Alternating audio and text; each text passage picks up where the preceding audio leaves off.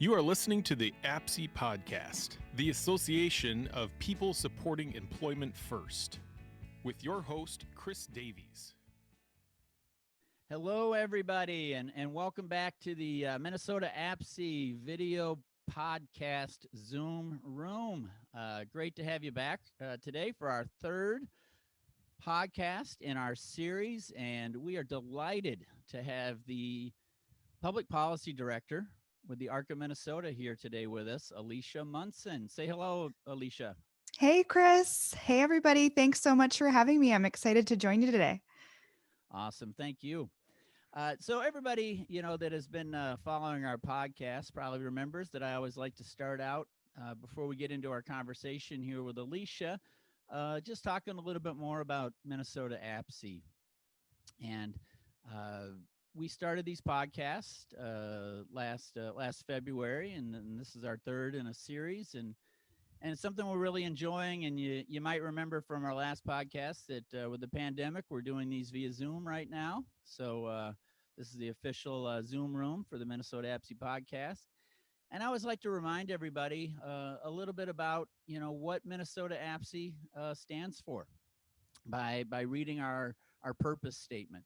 So Minnesota APSE is an action-oriented organization, and we exist to bring people together, to raise expectations so that people with disabilities can be employed and they can contribute and they can assume their roles and responsibilities as citizens in their communities. We believe employment is the same wages, standards, responsibilities, expectations, and opportunities available to any working adult. It's one person at a time is our focus, and we believe that employment is indeed the avenue out of poverty and isolation. And I know our guest here today strongly believes that as well, and that's one of the reasons we're so happy to have her. Again, introducing our guest for today, Public Policy Director of the ARC Minnesota, Alicia Munson. Hey. So, Alicia, how long have you been with the ARC of Minnesota? I've been with the ARC for about 3.5 years now. And what about your background in public policy? Yeah, well, I started my career in the disability services field over 10 years ago now. I started out as a direct support professional for a provider in the West Metro. I have a degree in political science and had done some community organizing work, grassroots advocacy work, and internships and jobs in college. And so when I was working at the provider, they really wanted to start a public policy program. They wanted to support the individuals they served in getting their self-advocacy group off the ground. And so I was able to work into a role doing public policy and self-advocacy full time for that provider. And when it was time for a change, I transitioned to a role as the government affairs director for a green industry trade association. I was there for like 10 months, and I thought it was really good to kind of learn a little bit more about a different policy area. I had spent my entire time at that service provider learning about human services policy. And so I got to be in ag committees and environment committees, which was really interesting. But of course, when my predecessor, Steve Larson, retired, this job opened up and I took a shot and I got the role, and I just feel honored every day to be doing what I'm doing and to work for the team at the ARC. Fantastic. A wealth of experience. And I know the ARC of Minnesota is very happy and very lucky to have you as well. Thanks. So, yeah, absolutely. Absolutely. Well, it's one thing about Zoom. It's kind of like talking on a cell phone. You tend to interrupt each other once in a while. So especially me. So I'll apologize in advance to everybody out there watching today, and to you, of course. So let's get into it, shall we? Let's get into our conversation. The first thing we want to talk about is just, from your perspective, how is this pandemic, the COVID-19 pandemic, and the impact it's had on people with disabilities in Minnesota? What are you seeing? Well, again, you mentioned earlier, in COVID times, you guys are here in my living room with me. So I think it's been really interesting in the many different ways that all of us have been impacted by the pandemic, right? Starting with the stay-at-home order, the isolation and kind of separation that resulted from that, and kind of coming full circle again as we head into the winter months, seeing some of that. And that was really one of the very first things that we were working to help address is the isolation and segregation of people with disabilities as a result of the pandemic, right? I think one of the things that we were seeing right away was this immediate public health response around safety and protection. And there were kind of some concerning pieces of guidance that were issued, um, kind of indicating that people who have disabilities should be segregated or isolated in their bedrooms, even if nobody in their household had a case of COVID. I mean, those kinds of things went above and beyond the ways that the rest of us were responding to the pandemic. And so we worked really hard to lean on those relationships we have within the Department of Human Services to help inform any guidance that would impact the rights of people accessing home and community-based services, to really make sure that their rights under law were protected and were first and foremost in considerations about any guidance. And then we started to develop some new relationships within the Department of Health, which has been fantastic. And we've really developed some strong connections and partnerships with the team over there as well.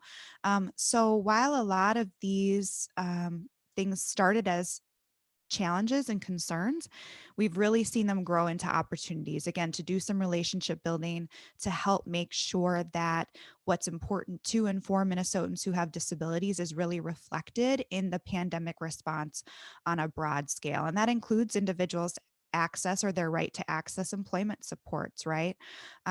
Working with those state agencies to make sure that there was guidance stating that individuals who have disabilities, once kind of the lockdown was over, once the stay-at-home order was lifted, they had the right to go back to work, just like many of us did. Or they could kind of choose a different set of supports to help them maybe work remotely, build on their skills in a different way. So that's something that we've really been working on since March, and trying to see through the duration of the pandemic. Yes, and I can tell you firsthand, as you might remember, have some experience of benefiting, from that work. For those of you that don't know, watching today, as well as being on the board of Minnesota APSI for the last 11 years, I'm also the director of operations for a customized employment agency. And we had a situation right, when the lockdown was over, and like you said, the sort of the standards weren't the same for people with Mhm. disabilities or people without, in terms of how people were handling and navigating, through the pandemic. And somebody that we support who has their own job out in the community was being told they can't go to work, and they have Mhm. to stay in their room. And if they were to go to work, they would have to live somewhere else. And Yeah. we reached out to you, and you helped point us to some of the DHS positive, support guidelines, and what people's rights were, and offered to, I know, connect us with individual advocates as well. And that was very useful to our staff, and they were able to use that information and help that person get back to work. So I saw Good. firsthand the benefits of that advocacy. Good. I'm so glad to have been able to help. And again, it really was in partnership with a lot of different organizations. The Disability Law Center has been working really proactively about this. The leadership at the Minnesota Consortium for Citizens with Disabilities has been at the table. So really just, and many providers engaged in these conversations as well, right? They want to be making sure that they're making decisions that are, again, upholding individuals' rights around decision making, their self-determination, their autonomy, and as all of us are doing, kind of taking calculated risks as we navigate the pandemic. So it really has been a strong and coordinated effort from so many folks in the disability community to kind of help make sure that we are figuring out the best way to move forward through all of this. Right, right. And it is. I mean, I think everybody out there knows because they're all living through this with Yeah. us, just like you and I are. There are no judgments of what people decide to do or how they decide to navigate the pandemic. But the bottom line is that everybody has the right to make that decision how they want to navigate it for themselves, and with a person perceived with or without a disability. So, yeah, that's great work. Well, let's move on to another topic. I think everybody out there is very aware that there was an election recently, and to just put it mildly, and so how are the recent election results, across the board, likely to impact work around disability policy initiatives in Minnesota, and if you're able to touch upon nationally as well? That is such a huge question, Chris. I think, as you mentioned, it's not lost upon anybody that we had a really major election this year. And so all year long, the ARC Minnesota and many of our coalition partners were working to make sure that Minnesotans who have disabilities, their family members and allies, were informed and empowered to vote in the election, because so much really was at stake. On the national scale, of course, voted for a new president. So Vice President Biden was determined the winner of that election over current President Donald Trump. So he'll be sworn into office on January 20th of 2021. And we're seeing already some of that transition work going on, primarily focused around COVID and testing procedures and just how to continue to navigate this pandemic on a broad scale and address some of the economic impacts as well. We voted for a U.S. Senator here in the state of Minnesota who's going to represent our state in their work in Washington, D.C. So current U.S. Senator Tina Smith won re-election. So she'll be going in for a 6-year term. I think one of the things that's interesting to consider in terms of our U.S. Senate races is, what's next for Senator Klobuchar, right? She is a really prominent, long-standing member of the U.S. Senate, very well received on a bipartisan scale, works across the aisle, which has been one of the stated priorities of the new Biden administration. So there's a possibility that she could be up for some type of appointment in the new administration, and that would open up her U.S. Senate seat. So we might have a special election sometime in the next couple of months. Then in the U.S. House of Representatives, it's interesting. Minnesota is one of the states in the country that's navigating really, truly kind of split party leadership. And our U.S. House representation is a great example of that. We now have 4 Democrats that are representing us in the U.S. House of Representatives, and we have 4 Republicans that are representing us in the U.S. House of Representatives. So it's been interesting to watch those races, right? One major change was that longtime U.S. Representative Colin Peterson lost the election to Republican Michelle Fischbach in the 7th Congressional District that covers much of the western part of the state. So that's a big shakeup there. And then, of course, we voted for all of Minnesota's state senators that work for us here in St. Paul, where I am, and all of our state members of the House of Representatives too. So again, so many things on the ballot. Again, like I mentioned, with the U.S. House of Representatives, where we have 4 Democrats and 4 Republicans, we have a split legislature as well, with the Senate Republicans retaining their majority by just 1 seat. And then the state House of Representatives, the Democrats or DFLers retaining control in that body as well. So there were a few shakeups here and there. A couple of people switch seats. For instance, one of our champions in disability policy, Senator Jerry Ralph, lost his seat in St. Cloud. Matt Little, a Democrat, lost his seat in the Southern Metro. So that's going to be interesting, kind of developing some new relationships with members that are coming in. And then in the House as well, so some folks that lost their primaries even. And so it'll be interesting in this virtual world to work to develop relationships with new members that are coming in and to maintain the relationships that we have with people who are really influential champions for us currently, such as Tina Liebling, for instance, who has been chair of the Health and Human Services Committee, who represents down in Rochester. I think in terms of, your question around what that means for the disability community in our policymaking and legislative advocacy work, on a national scale, one of the things that we will continue to be keeping an eye out for is additional federal level COVID relief funding, right? We had an infusion of federal dollars that were granted to states to help manage and navigate the COVID pandemic. One of the things that's continued to stay on the top of the ARC Minnesota's priority list is how to help address the challenges and barriers that students with disabilities are facing during distance learning.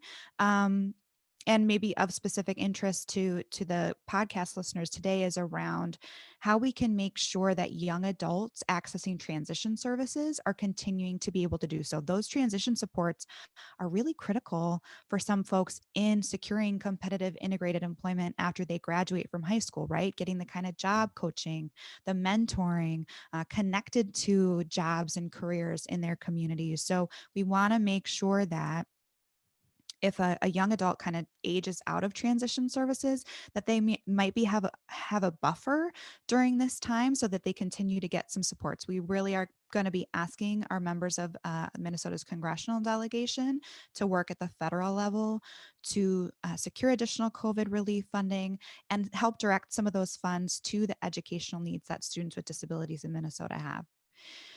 And then on the state level, it'll be interesting in these next couple months.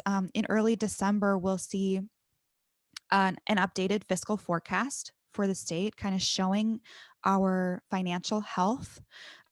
There could be some really significant implications if the budget deficit is projected to be really, really large.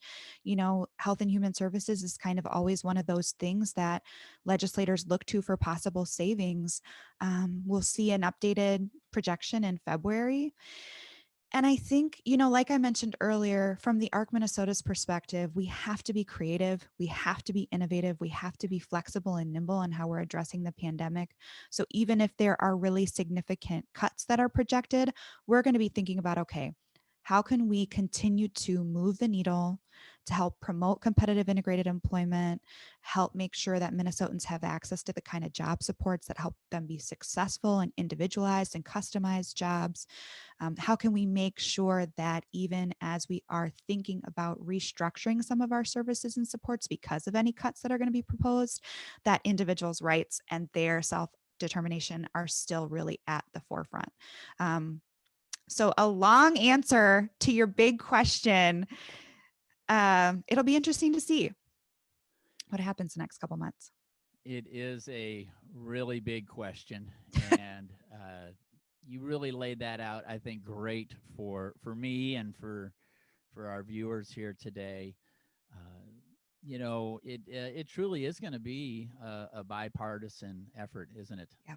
Yeah, I was just counting one by one after the election, the Senate, the state Senate results, and yeah, as you stated, it came down just one more, on the Republican side than the DFL side, but we have there are people that advocate and champion rights for people with disabilities on both sides. So it's a real bipartisan effort for sure.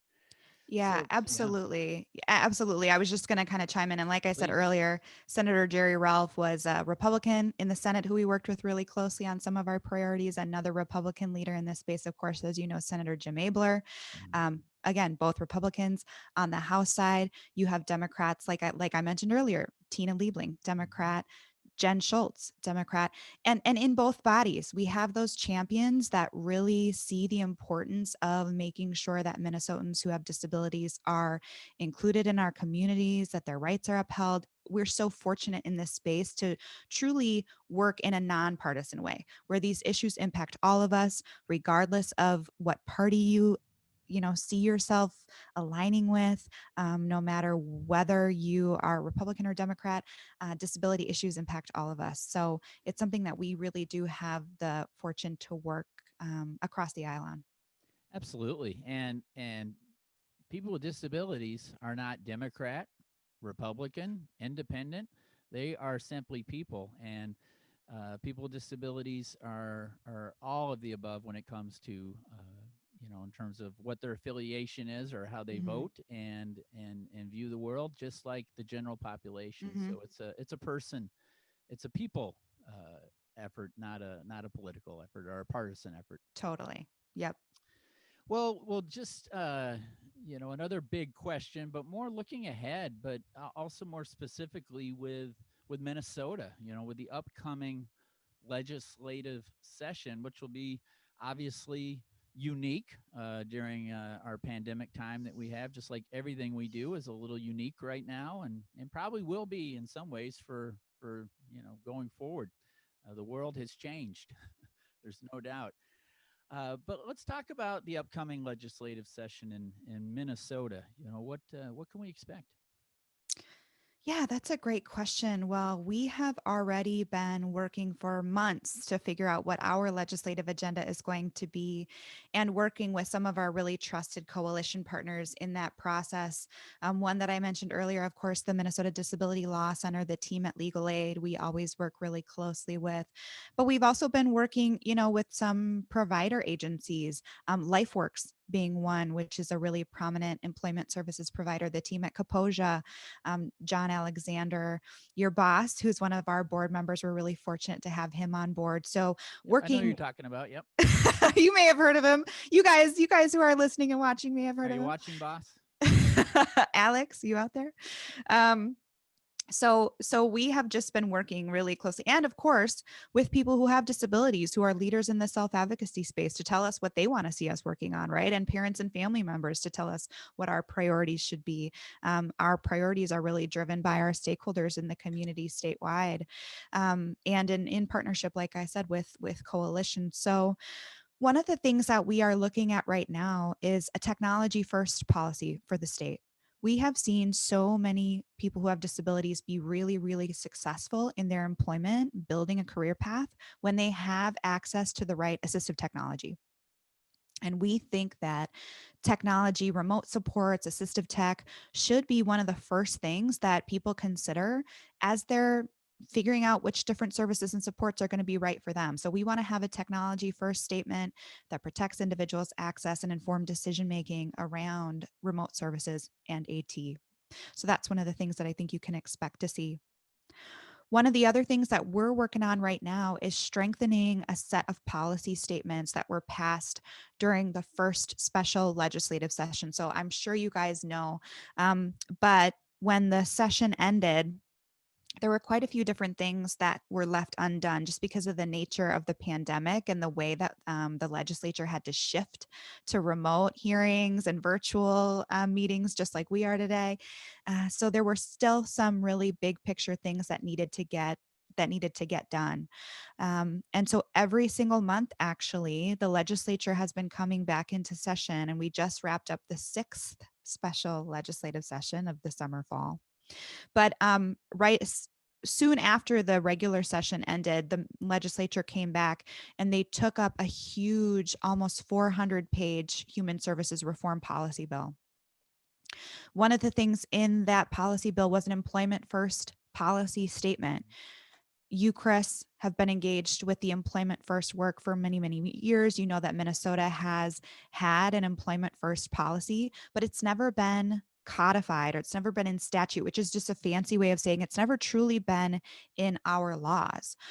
So that's what happened, is that there was an employment first statement that was put into law, and we really think that that can be improved. We think there are some ways to make that a little bit more robust, to make sure, again, that individuals have access to a really robust, informed decision-making process that helps them navigate all the different types of supports that might be available to them, and really presumes competence, really presumes that people can and want to work before they take a look at other options for different types of supports that might be available to them. So some work in that space we expect to see too. So those are just a couple of things that I think are going to impact the folks that are interested, that are tuning in. One of the things that we're monitoring, or we're going to keep an eye out for at the federal level and at the state level, is any policy proposals related to different services and supports around 14C or sub-minimum wage. Also a nonpartisan issue. At the federal level, during the Obama administration, the National Council on Disability recommended phasing out subminimum wage. And just recently, under the Trump administration, the U.S. Commission on Civil Rights again renewed the call for phasing out subminimum wage. So we really want to be proactive. We want to be thinking how we can help build capacity for competitive integrated employment, how we can get more people access to individualized job supports, customized employment, to really be able to respond to any proposals at the federal level or at the state level that would phase out subminimum wage. That's not going to be coming from the ARC Minnesota directly as a part of our legislative agenda, but we want to be prepared. We want to avoid any unintended consequences of a structured phase out, so that people aren't just not working altogether, and just, again, make sure that people, no matter what level of support need you have, can be successful in employment. Yeah, no, that makes sense. Well, I think our viewers can see why we had you on today, to talk about some of the impact of the election and what we're looking forward to. You truly do have a expertise on this subject, Alicia. It's been great to listen to you today, and I appreciate your sort of call outs to us, as in our agency, and John Alexander and so many others who made the employment first policy reality. And it truly is a coalition. It's not just one person or one agency or anything like that. And the key is, to give people the opportunity, not just to make employment first a fancy slogan, but making it more robust, as you say, and the law truly puts people in the mindset that employment should be the first and preferred option, and that it's something you opt out of and not something you opt into. That everybody that wants to work deserves the opportunity and to work. So it's good. It's good stuff. Thanks. And I would just say, I think people who have disabilities have just so many untapped skills and strengths and interests that can really change the way that all of us live together, right? The way that our economy functions. They have so many strengths to contribute to small businesses, large businesses, corporations, their own businesses. And I just want to kind of quickly give a shout out to a couple of the other folks, and the self-advocates specifically that have been driving some of this work. I want to say hi to our friend Kirk Langston, who is a self-advocate that was really, really active in some of our employment advocacy up at the Capitol last legislative session. Kirk gets job coaching supports from LifeWorks, but works at Peace Coffee and loves his job. Started out in sub-minimum wage employment and was able to work his way into, building on his unique skills and strengths into, working. And so, hey, Kirk, just want to give him a shout out. He also was the public policy leader of the year for the ARC Minnesota this year. And of course, would be remiss if I didn't mention Eric and Kevin Marshall, who were really, really active up at the Capitol with us again, working on some employment proposals that we were moving through the process last session. Really, really powerful testimony that they shared about the journey and kind of navigating different employment supports and finding the right fit of several different jobs that would work. So, and I know that they're both very engaged in Minnesota APSI too. Yeah, they sure are. They sure are. We've had the opportunity to actually have them in our very first podcast that we did. This was back in February, and so it was in studio just before everything changed. And Eric told his story and all the wonderful things that he's been up to, and really from his perspective and his father's perspective, Kevin, who was also there, they just gave us, from their point of view, their journey that they had to getting integrated competitive employment. And for Eric, to do that, I believe Eric said he had at least 2 jobs, if not 3. He did a lot of different things, and as you mentioned, testified as well. So great, great couple of guys. Oh, and Kevin is also on the Minnesota APSI board, so fellow board member as well. That as Eric's dad. Yeah, and great job, Kirk. I don't know if I've met you before, but I hope to someday. And appreciate all you do too, pushing this forward. Do you have anything else that you'd like to leave with our viewers today, Alicia? Yeah, one last thing I want to plug. I know all the folks that I just mentioned were really active at our Disability Advocacy Day at the Capitol last year, which we, again, as you mentioned, it was in February. So we were able to be together. It was before the pandemic really hit. This next year in 2021, we're going to be having a virtual event. So it'll be really different. It's still in the process of coming together, but I want folks to mark their calendars for Tuesday, February 23rd. That's again when we're planning on having our virtual Disability Advocacy Day at the Capitol. Just because we can't be together, just because we're all meeting remotely, doesn't mean we can stop advocating for policy change that'll help improve the quality of life for Minnesotans who have disabilities. And so we still need to make sure that we are making legislators aware of the issues that are impacting our lives and really making disability policy a priority throughout the legislative session. So again, Tuesday, February 23rd, we will share more details with you all as we get them, but please make sure to mark your calendars and we'll love to have you join us. Great. So again, that was Tuesday, February 23rd. And if somebody isn't currently getting updates and information from the ARC Minnesota, what's the best way for them to do that? Ooh, good question. I'm so glad you asked that. Our team puts out a public policy newsletter every 2 weeks. It's called the Capitol Connector. And we share lots of information like the election updates that we talked about earlier, different proposals and priorities that we're having in the legislative session, action alerts to get engaged, information about events like Disability Advocacy Day.